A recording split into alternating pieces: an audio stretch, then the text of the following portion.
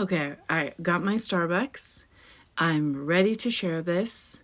Let's go.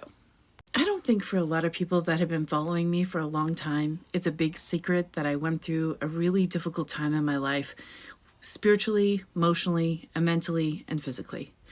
And I didn't know how to process. I didn't know how to handle it. I pretty much was a very strong sinking ship. There was a lot of things that transpired. If you know what I'm talking about, you know. If you don't know what I'm talking about, it doesn't matter. But here I am now.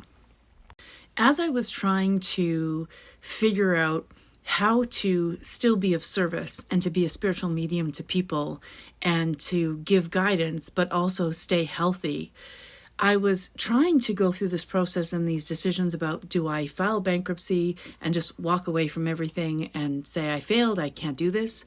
Or do I continue to strive and push forward and find whatever way I can to meet my commitments, but not kill myself?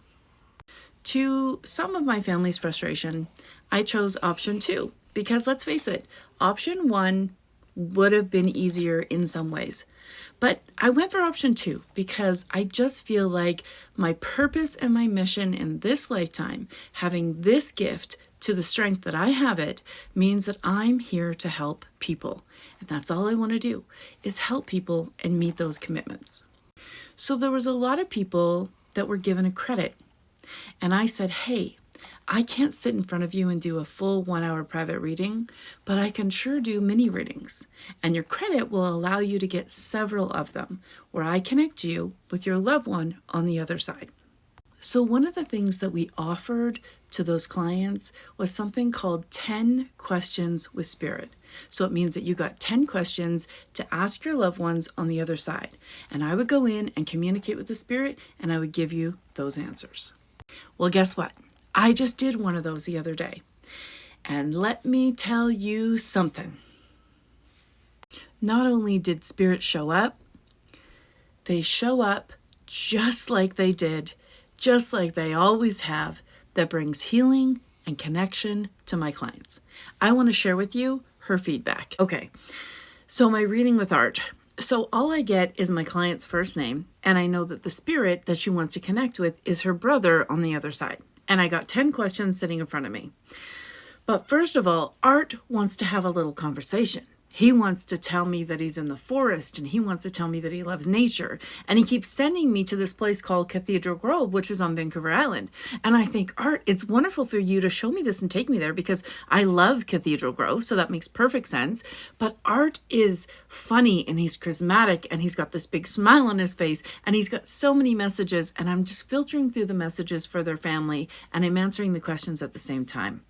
And it doesn't make any sense to me because I don't have a client sitting in front of me to nod and say, yes, that's true, which I also think is really cool because, listen, you can't get any more egoless than this reading. I mean, there's no egos involved here. Anyway, I just sent off the reading and trusted that Art was right and that this is exactly what he wanted to say to his family. And guess what? Here's the feedback that came back from Art's sister. I had to put my glasses on. Okay, here's what she says. Thank you for all the messages from my brother. So many things were spot on, but I knew they would be. Art was a tree faller and died in the forest. A big tree limb fell from above and killed him instantly when he was falling a tree. He was 42 years old. He died in March of 2021 on Vancouver Island. He loved his job and the forest, so it makes sense for him to tell us that he was in the forest. He spent many years living and working in Haida, falling, hunting, and fishing. He loved the ocean and spent many hours out there salmon fishing. We have lots of his clothing, and my kids wear it all the time. My dad might have his rain jacket from work. He also had a truck he loved and took very good care of, but we did end up selling it because it was too hard for my dad to look at it. We run a logging company, so that's why he showed you the money falling from the trees. Laughing out loud. Again, thank you, Roberta. I'm going to try not to get emotional, but okay, I'm going to take a minute. Whew. This means everything to me because I didn't give up, because I could have. Because when you get yelled at from people and you get called names and you get verbally attacked in Costco, you've probably all seen it.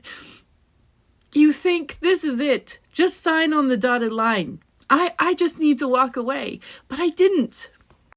And thank you, Art. And thank you, Roberta. And thank you, Spirit. I'm still here. And if you have a credit, please use it because your loved ones want to connect. Because I need to stay healthy. And you need to get your reading. And for those of you that are wondering, and maybe you don't have a credit, but do MIDI audio readings work? Yes, they do work. Yes, I'm authentically communicating with guides or with angels or with loved ones. I'm not making it up. I'm not pulling it out of thin air. I'm still the same medium and the same person I've always been and I will always be. But I'm a human being and we go through trials and tribulations and I'm just doing the best I can with the knowledge I have at the time.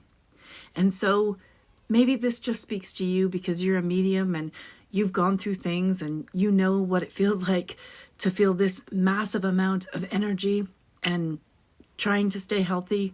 Or maybe this just speaks to you because you in your own life haven't given up. I hope that if you didn't give up, that you have amazing people like Roberta and Art that will come into your life and remind you